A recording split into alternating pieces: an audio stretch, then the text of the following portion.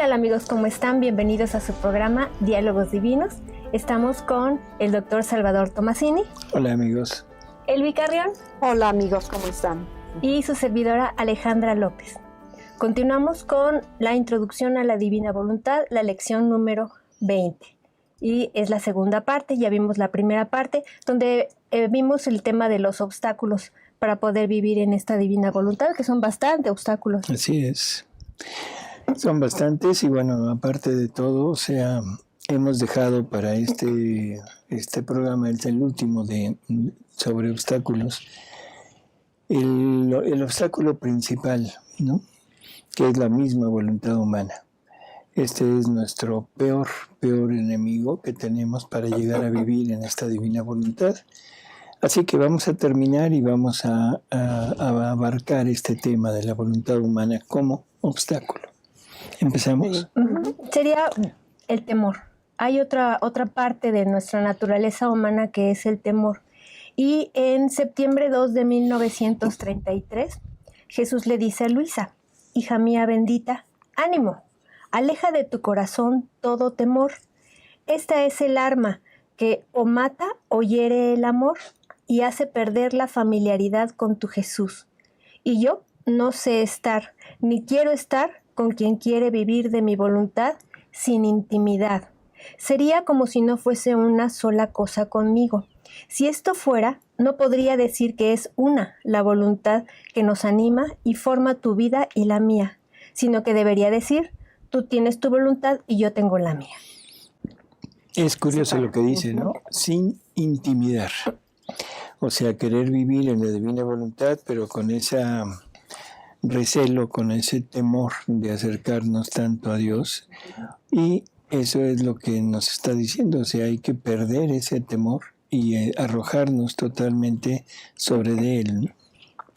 Más adelante, en el párrafo 4 de esa misma lectura, le dice: tú debes saber que para quien vive en mi divina voluntad no hay tiempo que perder, ni se puede poner atención a ciertas minucias, a temores, a opresiones, a agitaciones, a dudas. Quien tiene que hacerlo más, lo menos lo debe hacer a un lado. Quien debe tomar el sol y gozárselo, es necesario que no ponga atención a las pequeñas luces. Y quien posee el día, no debe poner atención a la noche, porque el sol es más que las pequeñas luces y el día tiene más valor que la noche. Y si quiere poner atención al uno y al otro, corre peligro de no gozar toda la plenitud de la luz del sol, ni haga todo lo que puede hacer el día, y puede ser que por poner atención a lo menos pierda lo más. ¿A qué se está refiriendo? Pues cuando Pues es cuando, bueno, voy a decir un ejemplo, es cuando tenemos las cortinas cerradas y no dejamos entrar al sol y queremos prender una velita, nunca va a ser lo mismo que abrir las ventanas y dejar entrar al sol. Es lo mismo que la voluntad humana y la voluntad divina, ¿no? La velita representaría nuestra voluntad humana, que es limitadísima, que es finita, y no dejamos entrar al infinito y que no queremos intimar con él, que es como empezó, ¿no? Exacto. O sea, que queremos seguir inmersos en lo nuestro. O sea, que no nos da temor perder lo nuestro para acercarnos a él.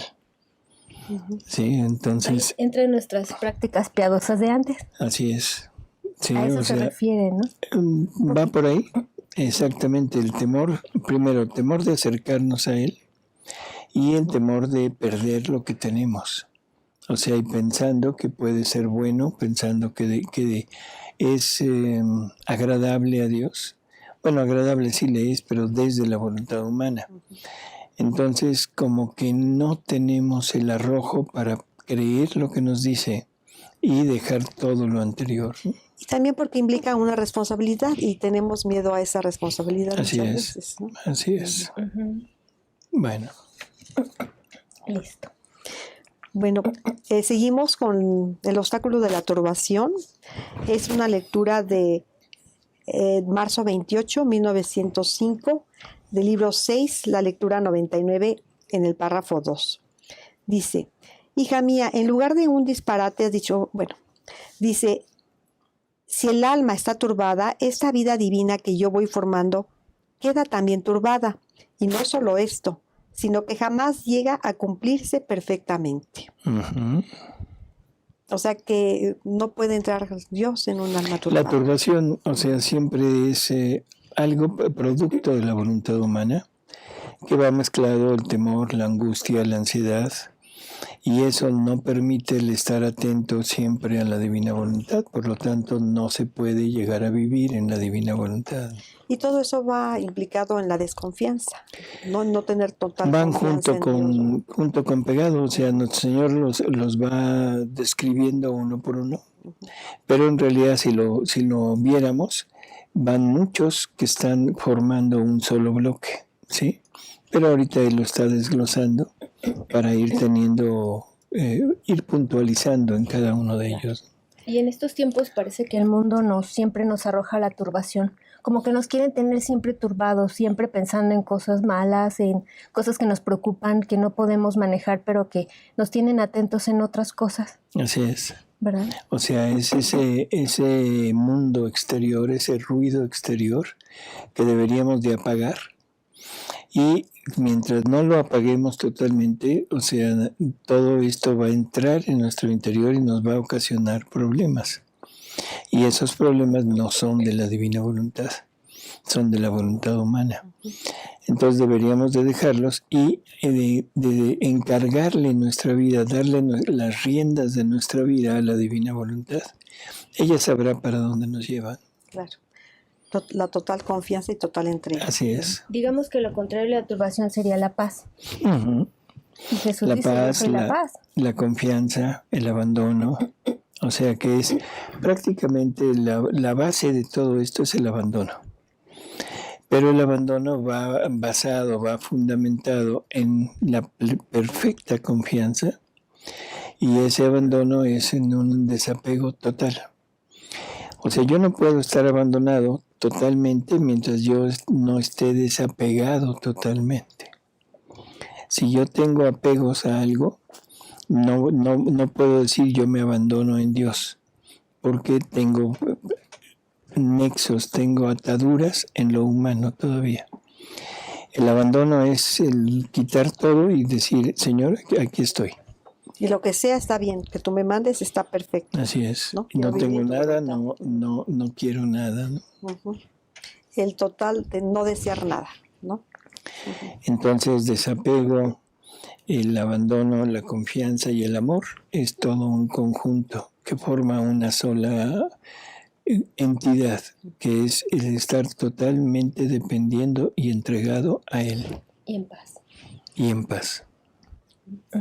Bueno, sigue la turbación. Tenemos otra lectura que es la 1325 de octubre 18 de 1921 y dice, dice Jesús a Luisa, con tu turbación has impedido que el sol de mi persona despuntara en ti. La turbación es nube entre tú y yo que impide que los rayos desciendan en ti. Y si no descienden los rayos, ¿cómo puedes ver el sol? Muy cierto. Está hablando de lo mismo, ¿no? Esa nube que se interpone entre todo lo que es Dios y nosotros. Muy bien. Pues seguimos con la siguiente, que es la ingratitud. Que esto se queja mucho Jesús, ¿verdad? De la ingratitud del hombre se queja mucho. Dice, si no hubiera encontrado en ellas suma ingratitud y obstinada perfidia, oh, cómo mi amor eterno quedó sorprendido ante tanta ingratitud y lloró por la obstinación y perfidia del hombre. La ingratitud fue la espina más punzante que me traspasó el corazón desde mi concepción hasta el último instante de mi vida, hasta mi muerte. Mira mi corazoncito, está herido y gotea sangre. Qué pena, qué dolor siento. Hija mía, no seas ingrata. La ingratitud es la pena más dura para tu Jesús. Es cerrarme en la cara las puertas para dejarme afuera, aterido de frío. Está hablando en la novena de la Navidad y está hablando de su humanidad todavía en el vientre de María, ¿no? Y esto es importante porque para entender que los sufrimientos de Jesús prácticamente empiezan desde ahí. no son posteriores, no son después de que empieza su vida pública, sino es desde el mismo momento de su encarnación. Él nos asume y nos asume con todas nuestras culpas. Entonces, en el momento que Él está asumiendo en Él las culpas de toda la humanidad, pasada, la presente en ese momento y la futura. Y una de las cosas que más lo lastiman es esa ingratitud. Y es que somos ingratos, ¿no? Todo lo que Dios nos ha dado y no nos interesa, ni siquiera nos interesa. Ya no vemos una flor, ya no volteamos a ver el sol cuando está esplendoroso, una puesta de sol, hay a veces puestas de sol preciosas y ya ni siquiera nos llaman la atención. Y como eso, muchísimas cosas que el hombre ya no voltea a ver, ¿no? Y que son de Dios, que en realidad que son de Dios. Así es. Y a nivel humano, cuando tenemos hijos ingratos, nos duele fuerte, nos duele muy adentro, o una amistad ingrata, también duele. Imagínese a Dios. Con todos los hijos ingratos. Y todos los que somos, aparte, Sí. somos muchos. Todos los que somos y todo lo que nos ha dado, ¿no? Más lo Así que se es. acumule. O sea, todo lo que nos ha dado y que prácticamente ni siquiera nos interesa conocer a quién me lo ha dado. Exacto. Así es. Aparte, Y nos Ujú. creemos merecedores de todo lo que recibimos, ¿no? Ujú. Que eso es lo peor del asunto. O sea, no solo es ingratitud, sino ahora es soberbia. Ujú. Y yo lo valgo. Está peor. Y la Ujú. soberbia, bueno, yo creo que domina a gran parte de las criaturas, ¿no? Es eso. Así es. Sí, esa lectura fue de septiembre 14 de 1899, del libro 1, la 2. ¿Hay otra de turbación? No, creo que esa era de ingratitud. ingratitud. Ajá, Ujú. sigue la obstinación. Bien. Ujú. Seguimos con la obstinación. Esto, otro obstáculo para vivir en la divina voluntad. ¿Conocen personas obstinadas? Yo creo que la mayor parte, ¿no? Sí. Tenemos la lectura de enero 27 de 1919, que es el volumen 12 en la lectura 79. En el párrafo 4 dice Jesús: la tercera es la obstinación. La obstinación es la destrucción de todos los bienes que he hecho para la criatura. Es la firma de la declaración que la criatura hace de no conocerme, de no pertenecerme más. Es la llave del infierno, al cual la criatura va a precipitarse. La obstinación, Chispas. comúnmente llamada terquedad, ¿sí? Necio. Y somos obstinados generalmente en el mal. O sea, soy obstinado en la negación de Dios. Soy obstinado en la negación a seguir sus mandamientos. Soy obstinado en creer que el mundo es el que debe de regir nuestra moralidad, nuestra forma de actuar. Y olvidando totalmente las normas y los mandamientos de Dios. Soy obstinado en pensar que Dios se tiene que adecuar a nuestro modo de vivir. Y somos aquí ya no puedo decir obstinado, tan, así. Tan tercos. Tan Bueno, para tercos. que se diga así suavecito. No, y sobre todo tan absurdos que pensamos que le debemos cambiar, que le podemos cambiar todas las normas a Dios. Y lo que estamos diciendo es que, ¿sabes qué, Dios? Tú nos sirves para regir. En los que servimos somos nosotros. Tú dijiste esto, pero nosotros decimos esto. O sea, se está revirtiendo lo que Jesús hizo cuando vino a este mundo. Él tomó los mandatos de la ley, no tanto de la ley, sino de la religión, de la doctrina, de la parte judía, y la cambió. O sea, ustedes han oído que se dijo, pero yo les digo. O sea, vuelve a retomar y vuelve a poner sobre la mesa los mandatos originales de Dios que fueron dados en el Antiguo Testamento. O sea, está corrigiendo a la humanidad que se había desviado. Y ahora nosotros somos tan, que decimos, no, Señor, estás equivocado. Tú dijiste esto, pero nosotros decimos esto y te tienes que adecuar a esto. Porque nos saca de nuestra zona de confort.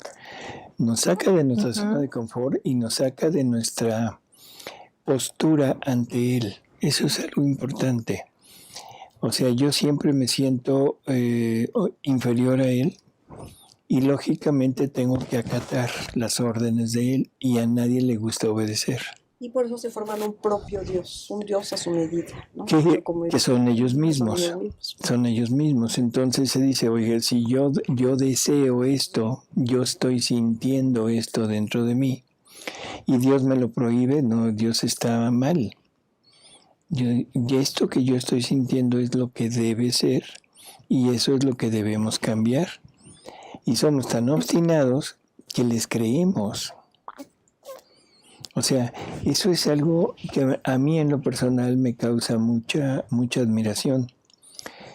Cuando viene Jesús a este mundo, Él instaura su iglesia. Una iglesia, única iglesia. ¿Sí? Y nosotros en el transcurso del tiempo le vamos cambiando y le decimos, no, tú no eres bueno para esto. Yo soy el que va a decir dónde está tu iglesia y yo fundo tu iglesia. Y se separan. Eso yo diría, bueno, está bien, es soberbia absoluta, es buscar la comodidad, buscar el beneficio propio, buscar muchas cosas para uno. A mí lo que me admira es que haya gente que lo siga. Eso no lo puedo entender. No puedo entender cómo sale un fulano y me dice que la verdadera revelación la tiene él y lo sigo. Y dejo aparte la revelación dada por Jesús. Claro. Eso es curiosísimo, ¿no? Yo creo que ahorita muchas criaturas tienen una venda en los ojos, en los oídos y demás. Y los engañan muy fácilmente, o sea, se dejan engañar. Sí, pero ¿por qué? ¿Por qué? ¿Cuál es la razón? Eso es lo que habría que investigar. Yo creo que el desconocimiento de Dios, de Jesús, ¿no? Ese es una el desconocimiento.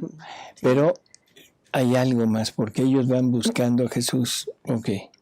Les enseñan disque a Jesús. ¿Sí? Pero, ¿y en el fondo qué hay? Pues, la búsqueda de mí mismo. Porque en la iglesia me dicen esto que va en contra de mí. ¿Sí? Y acá me dicen esto que va en favor de mí. Un simple ejemplo. En la iglesia el sufrimiento es algo que es, ¿cómo diríamos? Es como un tesoro que Jesús nos deja. En el mundo el sufrimiento es un oprobio. Entonces a alguien se le ocurre decir, pare de sufrir. Y me voy.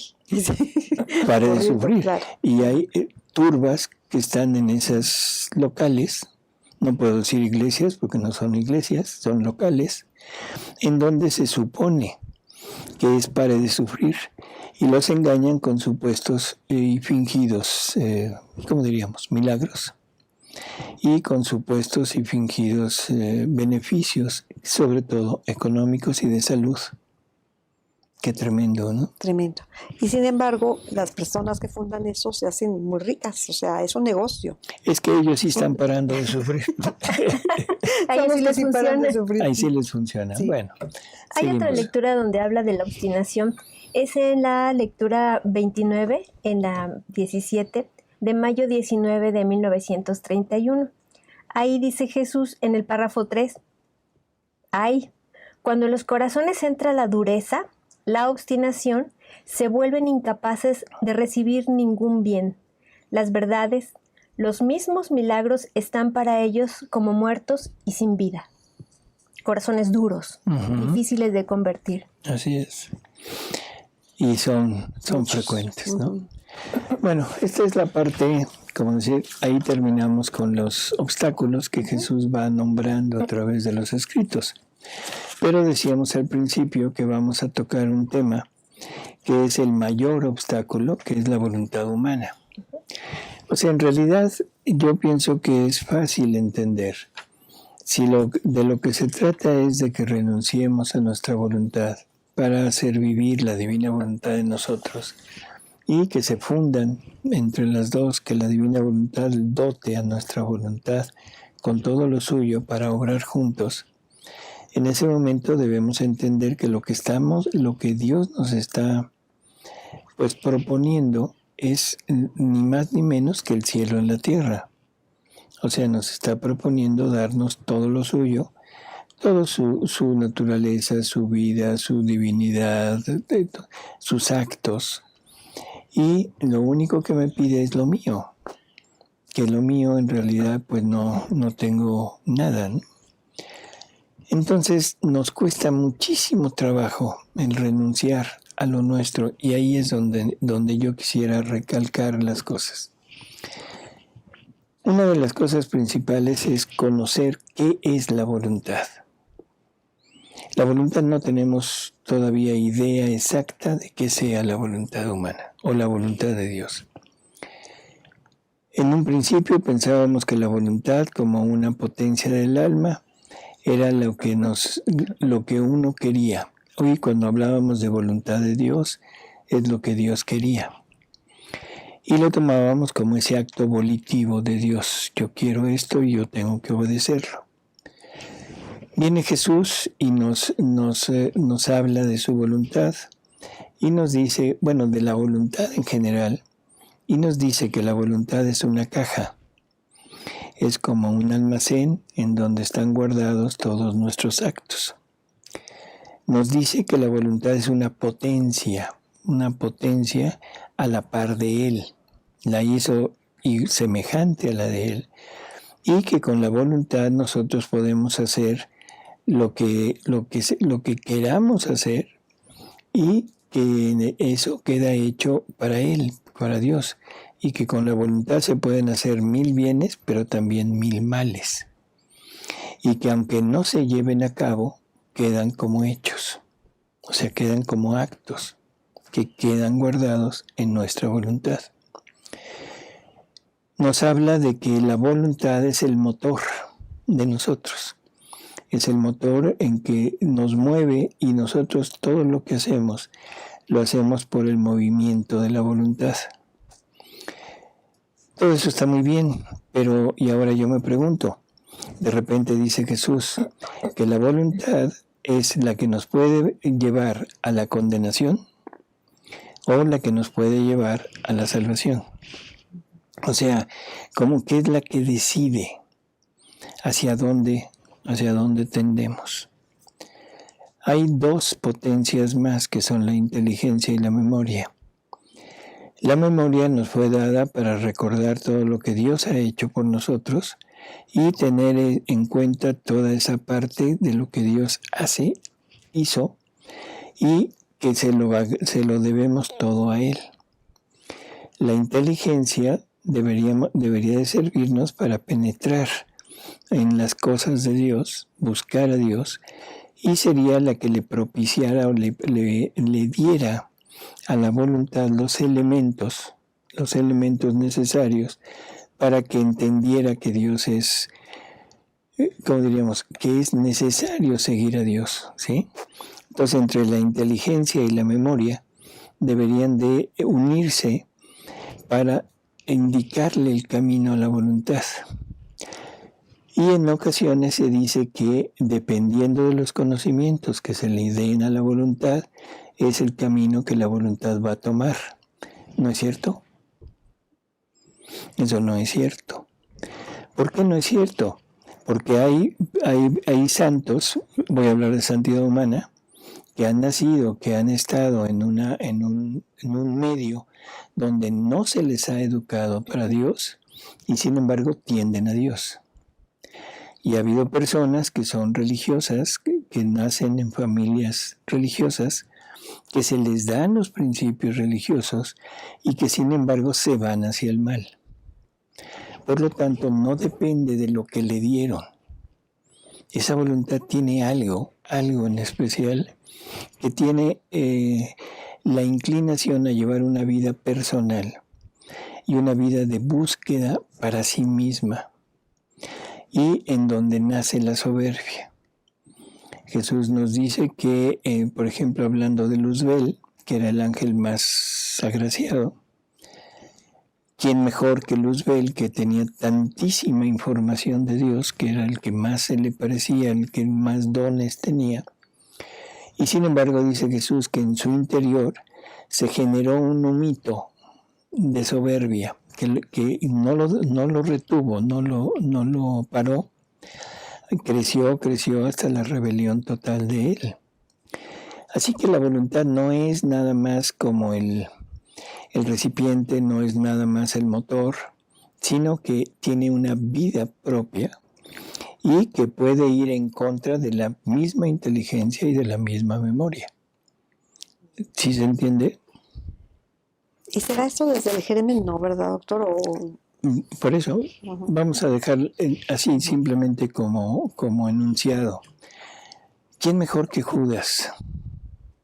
Judas Iscariote era de una familia creyente, judía. Judas Iscariote vivió 3 años con Jesús, recibió la misma enseñanza que recibieron los demás, que recibió Juan, que recibió Pedro, Mateo, en fin. Y sin embargo, su voluntad se deformó y se fue por el lado contrario hasta que llegó a entregar a Jesús. ¿Qué quiere decir? Que no necesariamente lo que se le da de información a la voluntad es lo que la va a dirigir. ¿Sí? La voluntad nos fue dada como vida, y una vida que es libre e independiente. Libre no solamente de unirse o no unirse a Dios, sino libre de obedecer o hacer caso a lo que las otras 2 potencias le dan, que sería inteligencia y memoria. Entonces la voluntad es algo realmente muy, no sé cómo decirlo, intrigante, ¿no? Ahora, ¿cómo doblegar a esa voluntad? Que ese es el punto. O sea, ¿hasta dónde podemos llegar o hasta qué podemos hacer para doblegarla? Y definitivamente el conocimiento es fundamental.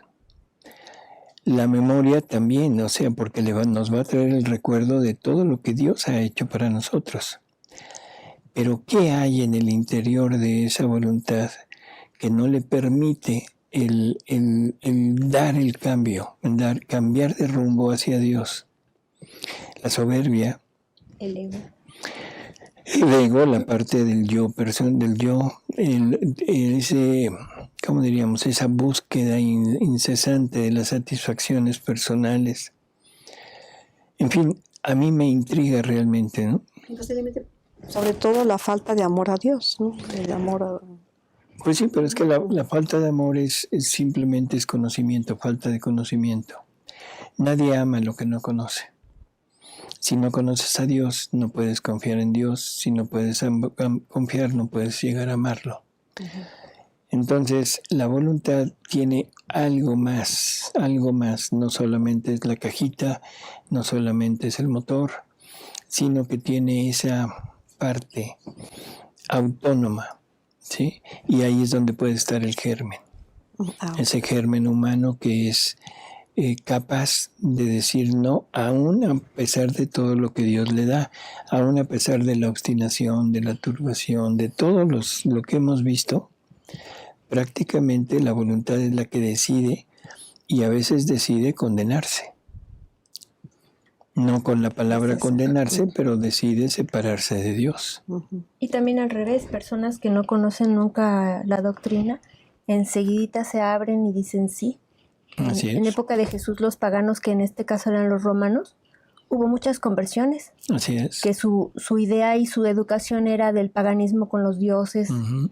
Y cuando conocen a Jesús, su misma voluntad decide si quiero con Jesús. Exacto. Entonces, bueno, es un misterio. Pero ahora vamos a ver lo que Jesús nos habla de esa voluntad que se opone a unirse con Él, ¿no? A ver. Tenemos aquí una lectura de enero 22 de 1928, la 2330. Dice: pobre hija mía, ánimo, no te abatas. Es verdad que el martirio de mi privación es terrible, se está quejando Yo creo que Luisa se quejó del Ujú. abandono de Jesús. Dice, y si yo escondido no te sostuviese, tú no habrías podido quedar viva. Mucho más que aquella que te martiriza es mi voluntad divina, la cual siendo inmensa y eterna, tu pequeñez siente todo el peso de su inmensidad y se siente triturar bajo de ella.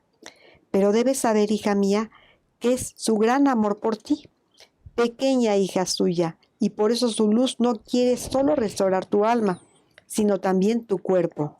Quiere como pulverizarlo y animado los átomos de tu polvo con su luz, con su calor, quiere quitar cualquier germen y humores de voluntad humana, para hacer que tanto tu alma como tu cuerpo todo sea sagrado en ti. Nada quiere tolerar, ni siquiera un átomo de tu ser que no esté animado y consagrado por mi voluntad.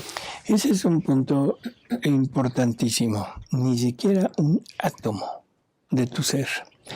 Y no se refiere a la parte física, sino se refiere a la parte espiritual y a la parte moral. O sea, no tolera absolutamente nada que esté estorbándola en su realización en la criatura. Y todo lo que tenemos, todo lo que hemos practicado, todo lo que hemos realizado, prácticamente son actos de voluntad humana. Acercándonos a Dios, bien orientados, actos e incluso santos, pero que definitivamente son parte de nosotros, ¿no? A eso se está refiriendo. Pero el contexto de esta lectura es que Luisa está turbada, está afligida por la ausencia de Jesús. Entonces, Luisa está muy apegada a la visión, a la presencia sensible de Jesús. Vamos a ver qué le dice Jesús. Dice, por eso mi querer quiere quitarte todo, aún mi misma presencia. Ojo con eso. Mi querer te quiere quitar todo, incluso mi presencia. ¿Por qué? Porque es un estorbo para Luisa. Porque mi presencia no te permite abandonarte del todo en mi voluntad. No has entendido que mi voluntad me contiene. No has entendido que yo, en donde está mi voluntad, estoy yo. Entonces, pero tú, por el afán de no tenerme, por el afán de verme, de estar sensiblemente conmigo, no te abandonas en mi voluntad. Por lo tanto, ni me tienes a mí, ni me tienes en ti, porque estás en esa turbación. Entonces, lo que está haciendo Jesús es separarse de ella, no presentarse, martirizándola, como dice, pero para su bien, porque lo que quiere es que se lance a vivir total y absolutamente en la divina voluntad. Y si la presencia de Jesús puede servir como de obstáculo para ese lanzarse de lleno, ¿qué será las cosas humanas? No, pues, tremendo. Más. Así es. A ver, seguimos. Dice, para ver si su dominio es absoluto sobre de ti y te contentas con ella sola, con que ella sola domine y tenga la primacía en ti. Ojo con eso. Si te contentas nada más con mi voluntad, ¿sí? Para que ella pueda tener todo el dominio en tu ser. Si estás apurada por mí, no estás totalmente lanzada en ella. Es fabuloso, ¿no? Sí. Dice, todo debe ser en ti voluntad divina para que ella pueda decir, estoy segura, nada me ha negado, ni siquiera el sacrificio de la presencia de su Jesús, al que amaba más que a sí misma. Así que mi reino está al seguro. Así es. Creo que es muy, muy obvio todo lo que está diciendo. Exacto. Eso fue para Luisa. ¿Y para nosotros? O sea, sabemos que el mundo es lo que más pesa, pero no estamos acostumbrados a la presencia sensitiva de Jesús. No, pero estás acostumbrada a tus prácticas religiosas, que es donde encuentras a Jesús. Ahí está, sería lo mismo que la presencia física de Jesús. Mis prácticas no piadosas. Exactamente la presencia física, o sea, eso debe ser infinitamente más fuerte, pero es tu seguridad de que ahí estás encontrando a Jesús. de No, que ahí es falta de abandono, ¿verdad? es el encuentro con Jesús. Y Jesús lo que quiere, a lo que yo quiero llegar es a esto. Si la presencia sensible de Jesús puede servir de obstáculo para que Luisa se lance totalmente en la divina voluntad, ahora para nosotros, ¿qué será una práctica religiosa? Pues, no sé, ¿Qué será la vivencia de una espiritualidad? un obstáculo muy ¿Sí? grande. Que ahí encontramos, de alguna manera, ahí estamos encontrando a este Jesús al que vamos buscando. No lo tenemos sensible, una visión, una vista de Él, pero tenemos algo que nos acerca a Él, que nos une a Él, y que pensamos que eso es el punto culminante de nuestra unión con Jesús. Bueno, en la misma lectura, en el número 2, le dice: hija mía, la tierra creada por Dios, fértil y bella, con un sol resplandeciente que la iluminaba y alegraba, se convirtió en espinosa y llena de piedras por el pecado. La voluntad humana puso en fuga el sol de la mía, y densas tinieblas la cubrieron. Y yo te conservo viva, porque debes quitar las piedras de la tierra y volverla fértil de nuevo. Cada acto de voluntad humana ha sido una piedra que ha cubierto la bella tierra creada por mí. O sea, cada acto de voluntad humana es una piedra que está estorbando lo que Jesús quiere hacer en esta tierra de nuestra alma. ¿Sí? Entonces vamos enumerándolo. Acto humano, piedra. Cada pecado venial ha sido una espina. Cada pecado grave ha sido un veneno. Entonces tenemos nuestras actitudes, actos humanos no pecaminosos, piedras. Actos humanos, pecado venial, espinas. Actos humanos, pecado mortal, veneno. Veneno que impide totalmente que esa alma pueda recibir la divina voluntad. Vamos a Y seguir. cada bien hecho fuera de mi voluntad Oigan esto. ha sido como arena Cada bien bien. hecho fuera de mi voluntad. fuera de su voluntad, Ha sido como arena esparcida sobre el terreno, que invadiéndola toda impedía la vegetación aún a la más pequeña planta o a cualquier hilo de hierba que pudiera despuntar debajo de las piedras. creo que es rotundo. ¿Sí? Y Cada si acto bueno. eso lo combinamos con lo anterior, es totalmente entendible, ¿no? El bien de Luisa queriendo la presencia de Jesús no estaba dentro de la voluntad de Dios. La voluntad de Dios era que se abandonara totalmente.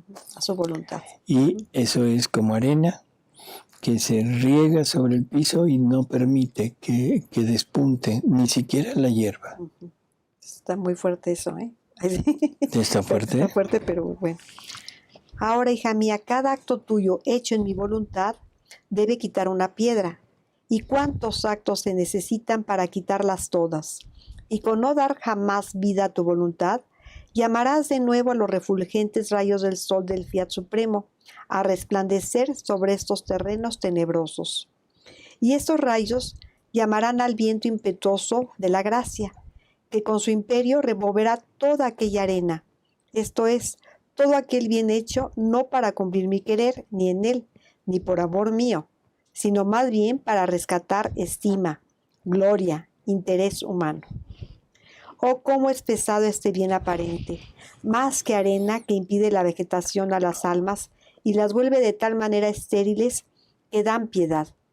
Por eso el sol de mi querer, con su fecundidad, cambiará las espinas en flores y frutos, y el viento de mi gracia será el contraveneno y verterá la vida en las almas. Esa fue la lectura de junio 20, 1927, la 25.5, párrafo 2. 22.5. Es clarísimo, ¿no? Y creo que vamos entendiendo perfectamente lo que es el obstáculo que significa la voluntad humana. Creo que esto, aunque la voluntad humana es la causante de todos los obstáculos que hemos visto, pero estamos llegando al meollo de todo. O sea, podemos olvidar lo anterior y referirnos solamente a la voluntad. Quitando esta voluntad, se quita todo lo demás. Mientras que si nos queremos dedicar a ir pormenorizando obstáculo por obstáculo, tenemos que ir utilizando virtudes. Y las virtudes son obstáculo para vivir en la divina voluntad. ¿Sí? A ver, seguimos. Hay otra lectura en el volumen 11, la lectura 119, de abril 1 de 1916. Ahí Luisa decía que sentía el latido de Jesús en el suyo. Y Jesús le dice, para hacer eco a mi latido, ¿qué desapego se necesita? Debe ser más vida de cielo que de tierra, más divina que humana. Basta solo una sombra, una pequeña cosa para hacer que el alma no sienta la fuerza, las armonías, la santidad de mi latido, y por lo tanto no haga eco al mío, no armonice junto conmigo. Voluntad humana. Basta solo una sombra. Una sombra. ¿Qué más? Basta una pequeña cosa para hacer que el alma no sienta la fuerza, las armonías y la santidad de su latido. Hace un momento decía que ni siquiera un átomo quería encontrar en la criatura. Y ahora nos dice de una sombra. Y yo diría, ¿en la sombra hay átomos? Sí. Sí. Curioso, ¿no? Sí. Sí, porque están en todas partes, ¿no? Los átomos, ¿verdad? Exacto. ¿En la sombra? Sí, la sombra es la proyección de un cuerpo opaco, ¿no? En una superficie. Es el impedimento que hace un cuerpo opaco a la luz. Entonces no se está reflejando nada atrás. No hay luz atrás. Entonces, ¿hay átomos o no hay átomos? Preguntémosle a París. Vamos a preguntarle. Bueno, así estrictamente sí, por el aire, ¿no? El aire contiene átomos y no estamos en el vacío. Sí, pero la sombra es como decir, es simplemente algo que se refleja, o sea, que no refleja, ¿sí? La opacidad. En fin, no me importa, pero todo el mundo conoce lo que es la sombra. Sí. Y esa sombra o un átomo son impedimento para llegar a vivir en la divina voluntad. Tenemos aquí otra lectura de julio 31 de 1904, las 6:55, en el párrafo 4. Es de la voluntad humana falsifica y profana aún las obras santas. Le dice Jesús a Luisa, amada mía, si tú me amas, no quiero que tú mires ni en ti misma ni fuera de ti, ni si estás caliente o fría, ni si haces mucho o poco, ni si sufres o gozas. Todo esto debe ser destruido en ti y solo debes fijarte si haces cuanto más puedes por mí y todo por agradarme. Oh, cuántas almas falsifican la verdadera devoción y profanan las obras más santas con la propia voluntad, buscándose siempre a sí mismas. Y también en las cosas santas se busca el modo y el gusto propio, y la satisfacción de sí misma. Se encuentra a sí misma, huye Dios y no la encuentra. Bueno, pues ahí está. Está la famosa zona de confort. Exacto. Hay otra lectura, en el volumen 13, la lectura 4 de junio 6 de 1921. En el párrafo 3, dice Jesús, el hacer vivir a la criatura en mi voluntad supera a la una y a la otra. Porque en la creación mi fiat creó y puso fuera mis obras, pero no quedó como centro de vida en las cosas creadas. En la redención mi fiat quedó como centro de vida en mi humanidad, pero no quedó como centro de vida en las criaturas. Es más, si su voluntad no se adhiere a la mía, dejan inútiles los frutos de mi redención. Yo creo que esto es tremendo lo que está diciendo, ¿no? O sea, dejar inútil la redención de Jesús. O sea, si mi voluntad no se adhiere totalmente a la voluntad de Dios, prácticamente estoy quitándole todo el valor, todo el mérito, a toda la gloria, más que nada, a la pasión de Jesús. Y no solo a la pasión, también le estoy quitando el mérito y la gloria a la creación hecha por Dios. Porque la corona de la creación como de la redención, que es de lo que está hablando al principio, o sea, viendo qué obra es más grande, si la creación o la redención, Jesús ahora se dirige hacia esto y dice, bueno, es esta la obra de la santificación o del reino de la divina voluntad. Esto es lo que le va a servir de corona a las dos obras anteriores. Así que en realidad el punto final de la acción divina es este reino. Sin este reino Dios se queda sin su gloria. Sin este reino Dios se queda sin su finalidad. Ya no habría cumplimiento a lo que Dios decretó desde toda la eternidad, ¿no? Muy bien. Bueno, seguimos con otra lectura de abril 14 de 1927. Es el volumen 21, la lectura 15. Dice Luisa, estaba pensando en la divina voluntad y el mal del querer humano. Y mi amado Jesús, todo afligido, me ha dicho, hija mía, todo lo que yo sufrí en mi humanidad no fue otra cosa que todo el mal que había producido la voluntad humana a la pobre criatura. Ella formó la prisión, le quitó la libertad de poder esparcirse en su Dios, en los cielos, donde quisiera, la volvió incapaz de hacer el bien, le quitó la luz y la circundó de densas tinieblas. Bueno, creo que es también, o sea, es entendible. Como se dan cuenta, estamos viendo pequeños pedacitos, pequeños párrafos de las lecturas del libro del cielo, pero donde Jesús nos va hablando ya directamente de lo que es la voluntad humana, de los males que produce la voluntad humana. Así que hay que irlo pues meditando, pormenorizando cada una de estas lecturas para ir armando un cuadro completo. No se trata de quedarnos con fracciones, con fragmentos de esto, sino armar un cuadro y decir, esto es el obstáculo para vivir en la divina voluntad. Y prácticamente, si nos vamos dando cuenta, se centra única y exclusivamente en la voluntad humana. Ahorita lo quisimos dejar como aparte, como a un lado, pero si nos damos cuenta, la voluntad humana es la que genera, como decía yo hace un momento, todos los demás obstáculos.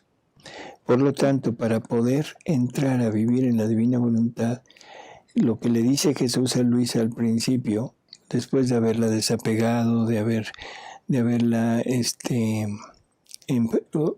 ¿cómo decirle? Quitado el mundo exterior, el mundo interior, o sea, la meditación de la pasión, todo eso. Ahora le dice, ahora vamos a los hechos. Ahora tienes que llegar a la destrucción de tu propio yo, que es la destrucción de la propia voluntad. Y es curioso que diga tu propio yo, porque la voluntad entonces es la identidad de la persona.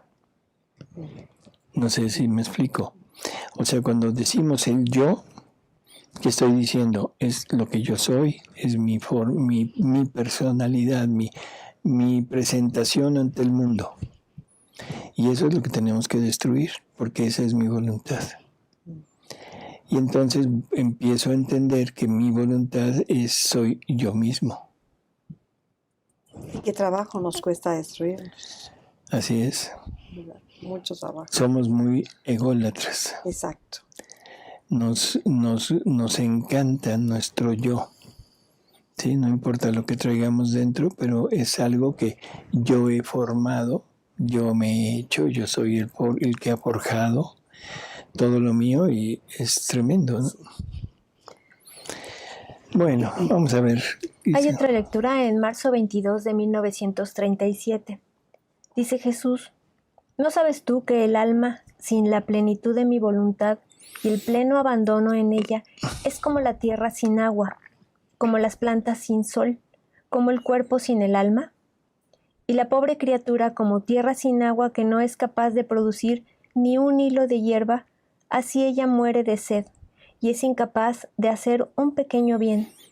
Arde de sed, y no hay quien le calme esta sed, y faltándole el sol de mi fiat, morirá en las tinieblas, las cuales le obscurecerán los ojos, y no podrá mirar el bien para conocerlo, para hacerlo, y le faltará el calor para madurar el mismo bien. Y además, sin mi voluntad, se sentirá sin vida divina. Y así como el cuerpo sin el alma se pudre, y por lo tanto se entierra, así sin la vida de mi querer, las pasiones la pudren y la sepultan en las culpas.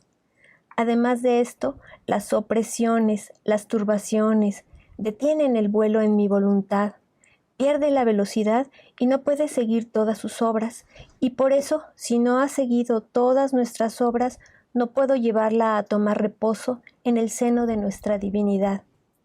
Por lo tanto, sé atenta. Pon en las manos de tu Jesús las opresiones, los fastidios, lo que te turba, y yo los pondré en la luz y calor de mi fiat, a fin de que queden quemados, y tú, sintiéndote libre, seguirás más veloz el vuelo de mi querer. Bueno. El abandono. Pues amigos, con esto queremos prácticamente dar por terminado este ciclo que hemos tenido como de introducción a la divina voluntad. Sí debo aclarar que hay todavía muchas lecciones, hay 40 lecciones más, pero que ya no son como la introducción, sino que ya es un poquito más profundo, más un seguimiento, pero más detallado lo que ya es la vida en la divina voluntad. Por lo tanto, sale totalmente de la finalidad con la que trazamos estos programas. Así que, pues, gracias por habernos permitido estar con ustedes durante todas estas transmisiones, y ojalá que les haya servido en algo y que podamos seguir adelante. Si ustedes quisieran, o sea, las siguientes lecciones, pues simplemente se comunican a nuestra página del Tercer Fiat, y allí nos los pueden solicitar, o incluso bajar ¿cómo se llama? En digital, para tenerla en su computadora, en su teléfono, en su tablet, ¿no? Y pues nos despedimos de ustedes. Elvi. Gracias, doctor. Alejandra. Gracias, doctor. Y les mandamos un saludo al ausente. Donde quiera que esté. Donde quiera que esté. Nos abandonó. Él sí practicó el abandono. Sí, exacto, practicó el abandono. Pues amigos, muchísimas gracias y hasta la próxima. Gracias amigos, hasta luego. Hasta luego.